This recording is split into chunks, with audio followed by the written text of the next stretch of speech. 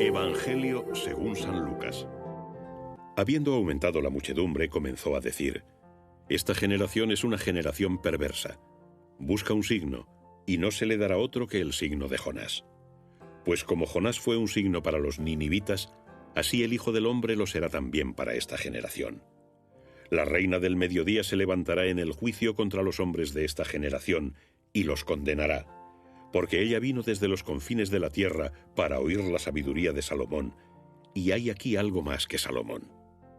Los hombres de Nínive se levantarán en el juicio contra esta generación y la condenarán, porque hicieron penitencia por la predicación de Jonás, y hay aquí algo más que Jonás.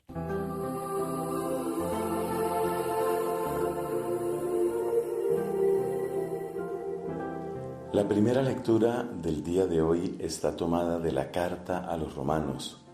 De hecho, estamos empezando a leer en este día la carta a los romanos. Durante un buen número de días vamos a tener en la primera lectura a San Pablo enseñándonos desde su carta a los romanos.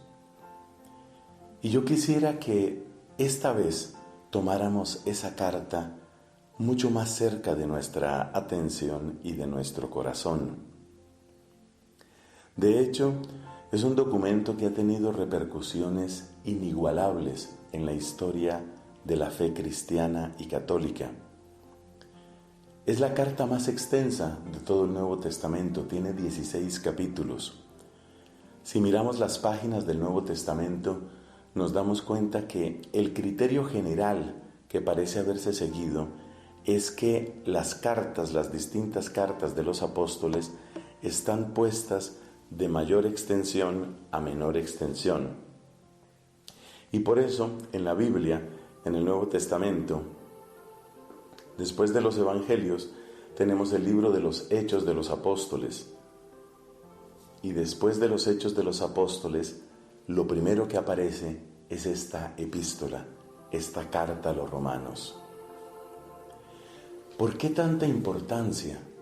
Sabemos que cuando hablamos de carta a los corintios, a los tesalonicenses, a los gálatas o en este caso a los romanos, no es que Pablo haya escrito, por decir algo Pablo, hay otros que escribieron cartas, no es que Pablo haya escrito a toda la ciudad de Roma. Son cartas a comunidades cristianas en distintos lugares. O sea que las cartas a los corintios no son cartas a todos los ciudadanos de Corinto o cartas a todos los ciudadanos de Tesalónica. Son cartas a las comunidades cristianas de esos sitios.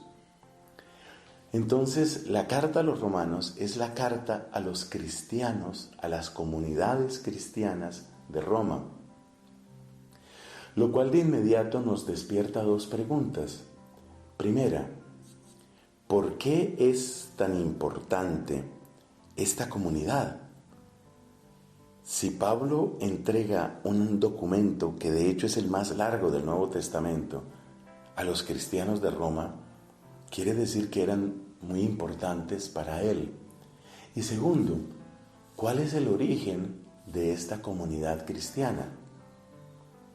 Pablo mismo dice en su carta, y lo vamos a leer muy pronto, Pablo dice que quiere visitarlos, pero claramente se deduce de sus palabras que él no es el fundador, él no es el que ha predicado en primer lugar allá. El apóstol Pedro llegó también a la ciudad de Roma, y ambos, tanto Pedro como Pablo, podemos decir que consagraron con el derramamiento de su sangre el cimiento de la fe cristiana en Roma. Esa es la gran importancia que tiene Roma para nosotros los cristianos, porque es el lugar del sublime y supremo testimonio de los dos grandes apóstoles, Pedro y Pablo. Pero la pregunta sigue. Oye, ¿y quién fundó esta comunidad? No hay una respuesta definitiva. Los orígenes del cristianismo en Roma parecen ser mucho más humildes y parece que indudablemente las raíces cristianas de Roma están en las clases más bajas, las más despreciadas de la gran urbe. más que un solo fundador, como decir un apóstol, es la presencia de humildes testigos del Evangelio la que va haciendo posible estas primeras comunidades. En el mundo antiguo no era extraño que se dieran viajes, intercambios comerciales y que muchas personas por consiguiente llegaran a Roma, pues algunos de estos cristianos, que en su buena parte permanecen anónimos, dieron origen a estas comunidades. Pero entonces la otra pregunta: ¿por qué Pablo considera tan importante esta comunidad?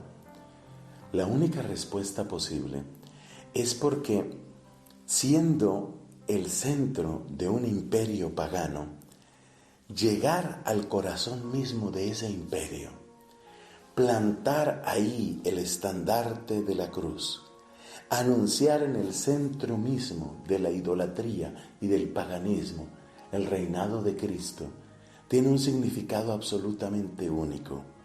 Y Pablo lo sabe.